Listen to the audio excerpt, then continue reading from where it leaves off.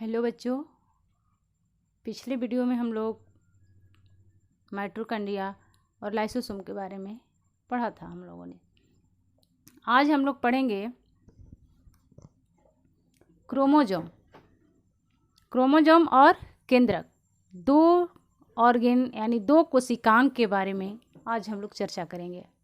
समझेंगे कि ये दोनों कोशिकांग का महत्व कोशिका में क्या होता है।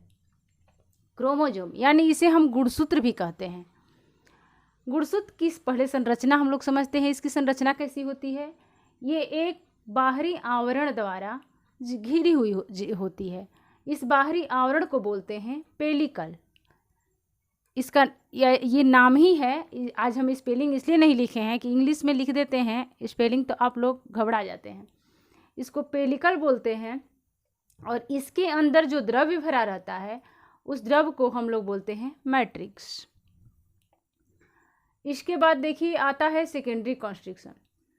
सेकेंडरी कंस्ट्रक्शन मतलब होता है, देखिए यहाँ है प्राइमरी कंस्ट्रक्शन। पहले हम लोग बाहरी आवरण को समझ लिए और इसके अंदर जो द्रव भरा रहता है उसे मैट्रिक्स बोलते हैं। अब आते हैं हम लोग प्राथमिक कंस्ट्रक्शन पर। सेकेंडरी कंस्ट्रक्शन फर्स्ट पे देखिए, ये बाहरी जो भाग, ये वाला भाग है, इसे बोलते हैं सेटेलाइट।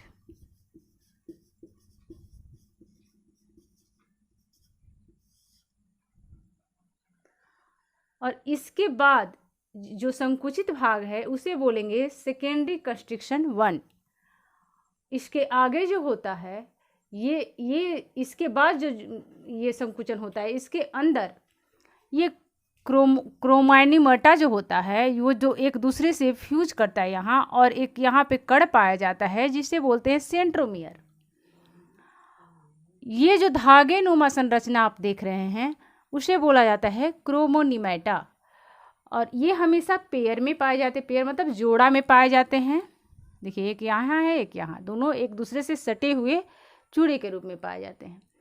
इसमें जो है डीएनए पाया जाता है। ये क्रोमोनिमेटा जो है डीएनए पाया जाता है। डीएनए का मतलब डीऑक्सीराइबोज न्यूक्लिक एसिड। इसका मतलब होता है, डीएनए का मतलब होता है क्या, इसको हम आगे समझाएंगे आप लोग को। अभी हम न्यूक्लियस सब पढ़ेंगे तो देखिए।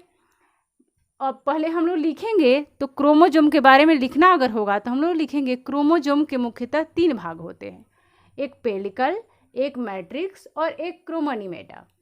पेलिकल में उसे कहते हैं जो क्रोमोजोम के बाहरी आवरण होता है, और इसके अंदर जो द्रव्य भरा होता है उसे मैट्रिक्स बोलते हैं। और क्रोमोनिमेटा जो इसके अंदर धागे नुमा संरचना पाई जाती है उसे हम लोग क्रोमोनिमेटा बोलते हैं, यानी क्रोमैटिड्स बोलते हैं। दोनों को मिला करके एक को बोलते हैं क्रोमोनिमेटा। और ये दोनों जहाँ एक दूसरे से मिलते हैं और इसके अंदर जो कड़ एक पाए जाते हैं वहाँ बोलते हैं उसको सेंट्रोमियर। सेंट्रोमियर से क्या होता है कि इस सेंट्रोमियर जहाँ होता है उसके आगे वाला और इधर वाला भाग, इसको बोलते हैं, दोनों को आर्म्स बोलते हैं। आर्म्स मतलब बाजू। ये क्रोमोजोम का ये बाह है, एक ये बाह है और एक बाह है ना, इंग्लिश में आर्म्स बोलते हैं। और इसी संरचना के द्वारा क्रोमोजोम की आकार सुनिश्चित होती है। अब हम लोग पढ़ते हैं, हाँ, ये क्रोमोनिमेटा का कार्य क्या है। क्रोमोनिमेटा जो होता है इसके अंदर जो है डीएनए पाए जाते हैं, यानी अनुवांशिक गुण पाए जाते हैं। अनुवांशिक गुण उसे कहते हैं जो जैसे कि एक माता पिता के द्वारा दूसरे अपने संतानों में जो गुण जाता है उसे बोलते हैं अनुवांशिक गुण। और वो कौन ले जाता है? यही क्रोमोनिमेटा के अंदर, क्रोमैटिड्स के अंदर जो डीएनए और हिस्टोन पाए जाते हैं, यानी प्रोटीन्स पाए जाते हैं, वही एक माता पिता के द्वारा अपने संतान से अब अगले संतान तक ले जाने वाला गुण इसी में पाया जाता है, जिसे हम लोग डीएनए बोलते हैं। देखिए ये क्रोमैटिड्स जो है डीएनए और प्रोटीन का बना होता है। कोशिका विभाजन में, हाँ, इसका अब फंक्शन समझ लेते हैं। कोशिका विभाजन में जो है, कोशिका विभाजन में सेंट्रोमियर से जो है सेंट्रोमियर से तंतु कोशिकाएं जो है ये जुड़े होते हैं, और कोशिका विभाजन में ये भाग लेता है। मातृ कोशिकाओं में क्या बोलते हैं, पूरा शरीर की कोशिकाओं में ये जोड़े के रूप में पाए जाते हैं। पेयर्स के रूप में पाए जाते हैं, लेकिन जनन कोशिकाओं में वो कोशिका जहाँ से जनन होती है वो उस कोशिकाओं में ये सिंगल रूप में पाए जाते हैं। सिंगल रूप यानी एक रूप में पाए जाते हैं, एक सिंगल, और पूरे शरीर में ये डबल पाए जाते हैं। डबल को डिप्लॉयड बोलते हैं और सिंगल को हैप्लॉयड बोलते हैं। एक गुणित और हिंदी में द्विगुणित। डिप्लॉयड को द्विगुणित बोलेंगे, जहाँ लिखा रहेगा द्विगुणित रूप में पाए जाते हैं, यानी पूरे शरीर की कोशिकाओं में, जैसे हाथ है, शरीर है, आँख है, नाक है, इसमें जो है द्विगुणित यानी कि पेयर के रूप में, जोड़े के रूप में। और जनन कोशिकाएं जो है, जैसे अंडाणु है, शुक्राणु है, इसके अंदर जो है सिंगल यानी हैप्लॉयड एक गुणित कोशिकाएं पाई जाएगी। अब हम लोग पढ़ते हैं मानव में इसकी संख्या 46 होती है, यानी 23 जोड़ी होती है। और ड्रोसोफिला एक प्रकार की ये कीट है, उसमें 8 पाई जाती है। मकई के पौधों में 20 पाए जाते हैं, टमाटर में 24 पाए जाते हैं और आलू में 48 पाए जाते हैं। क्रोमोजोम की संरचना, यानी क्रोमोजोम शब्द का सबसे प्रथम बार उपयोग वाल्टेयर ने किया था। इस चित्र को आप लोग बनाने का प्रयास करिएगा। क्रोमोजोम अगर एग्जाम में आएगा लिखने के लिए तो क्रोमोजोम का ऐसा चित्र बनाइएगा और लिखिएगा कि क्रोमोजोम में मुख्यतः 3 भाग पाए जाते हैं। पहला पेलिकल, दूसरा मैट्रिक्स और तीसरा क्रोमैटिड्स। और पेलिकल किसे कहेंगे? क्रोमोजोम के बाहरी भाग को हम लोग पेलिकल बोलेंगे और इसके अंदर जो द्रव पाए जाते हैं उसे मैट्रिक्स बोलेंगे। और क्रोमैटिड्स यानी उसके अंदर जो धागे नुमा संरचना पाई जाती है उसे क्रोमैटिड्स बोलेंगे। क्रोमैटिड्स जो है डीएनए और प्रोटीन का बना होता है। क्रोमोजोम के सबसे ऊपरी वाली भाग को हम लोग बोलते हैं टेलोमियर और सबसे अंतिम वाले भाग को बोलते हैं सैटेलाइट। टेलोमियर जो है, टेलोमियर का कार्य है कि ये एक क्रोमोजोम को दूसरे उसके दोनों सिरों से जुड़ने नहीं देता है। इतना डिटेल्स में आप लोग को नहीं पढ़ना है। अब हम लोग पढ़ते हैं न्यूक्लियस के बारे में। आई होप आप लोग इस चीज़ को, क्रोमोजोम को समझ गए होंगे। अगर नहीं समझ में आया होगा, कहीं कठिनाई होगी तो पुनः हमको कमेंट में लिखिएगा या नेक्स्ट क्लास में आप लोग पूछ सकते हैं। अब हम लोग पढ़ेंगे केंद्रक।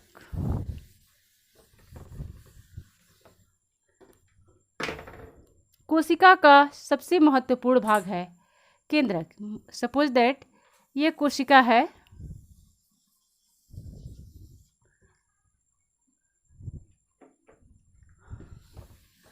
मानते हैं ये कोशिका है।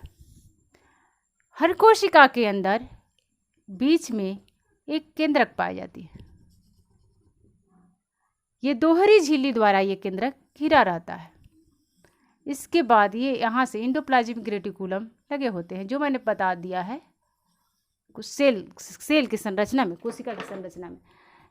इस तरह ये डबल झिल्ली द्वारा घिरी रहती है ये केंद्रक, और इसके अंदर जो है क्रोमैटिड्स पाए जाते हैं।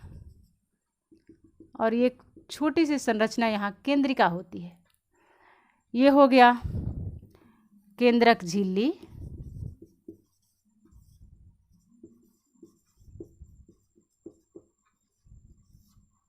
ये हो गया केंद्रक का छिद्र।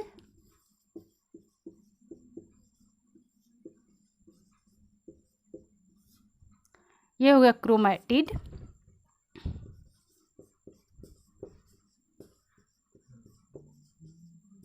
जो क्रोमोजोम में आप पढ़े हैं क्रोमैटिड्स, वही है क्रोमैटिड्स। ये है केंद्रिका।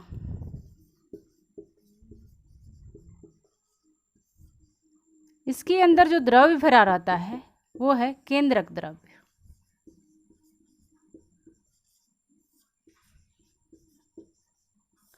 आइए समझते हैं इसकी संरचना को।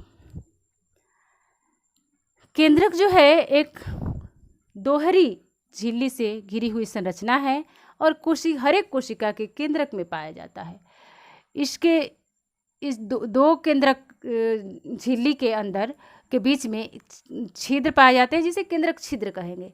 केंद्रक छिद्र से केंद्रक द्रव्य और कोशिका द्रव्य के बीच पदार्थों का आदान प्रदान होता है। इसके अंदर जो है धागे नुमा संरचना जो है ये क्रोमैटिड्स कहलाते हैं। क्रोमैटिड्स प्रोटीन, डीएनए और प्रोटीन का बना होता है। और ये इसके अंदर जो है केंद्रिका होती है। अगर वेल डेवलप यानी कि बड़ी कोशिका अगर है तो उसके अंदर जो है केंद्रिका बहुत 1 से 1000 तक पाई जा सकती है, लेकिन अगर कम विकसित है तो केंद्रिका 1 पाई जाती है। समझ में आ रही है आप लोगों को?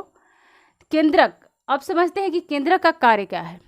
जिसे हम लोग के मानव शरीर का दिमाग कार्य करता है, उसी तरह कोशिका का केंद्रक कार्य करता है। केंद्रक जो है पूरी कोशिकाओं के मेटाबॉलिज्म यानी पूरी कोशिकाओं के जो कार्य है उसका ये कंट्रोल करता है। देखिए यहाँ पे सपोज दैट ये माइटोकॉन्ड्रिया है, यहाँ पे लाइसोसोम है जो हम लोगों ने पढ़ा है। यहाँ पे गोल्गी है।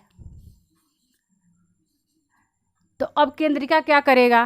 केंद्रिका जो पदार्थ को बनाएगा उस बना करके तो कोशिका द्रव्य में भेजता है, और कोशिका द्रव्य जो है क्या करता है कि जहाँ जहाँ जरूरत होता है वहाँ वहाँ उसका उपयोग करता है। केंद्रक ही माइटोकॉन्ड्रिया को कहता है, इसको कंट्रोल करता है और कहता है कि तुम जो है ऊर्जा का निर्माण करोगे, जैसे हमारे शरीर में ब्रेन करता है, तब ये जाकर के ऊर्जा का निर्माण करता है। ये लाइसोसोम को यही ऑर्डर देता है, मतलब मुंह से नहीं कहता है, मतलब कंट्रोल करता है, हार्मोनिकल कंट्रोल करता है कि तुम जो है वर्ज्य पदार्थों को, हमारे अंदर जो पदार्थ आएंगे जैसे कि कोई गंदा पदार्थ, कोई बैक्टीरिया है या वायरस है, उसको तुम पचा जाओगे। इसके कार्यों का निर्धारण केंद्रक ही करता है।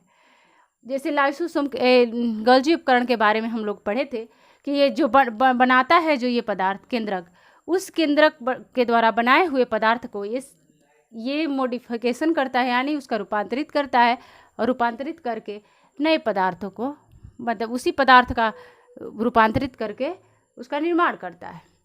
तो आज हम लोगों ने पढ़ा क्रोमोसोम और केंद्रक। अगले वीडियो में हम लोग पढ़ेंगे पूरे जितने हम लोग पढ़े हैं सेल ऑर्गेन यानी कोशिकांग, इसका हम लोग रिवीजन एक बार और शॉर्टकट में इसका रिवीजन एक बार और करेंगे और उसे बेसिक से समझेंगे। और बस ये इसके बाद एक टॉपिक आप लोग का बचता है परासरण, उसको भी हम ख़त्म करवा देंगे। और अब अगले वीडियो में हम लोग पढ़ेंगे सेकंड चैप्टर। थैंक यू, धन्यवाद।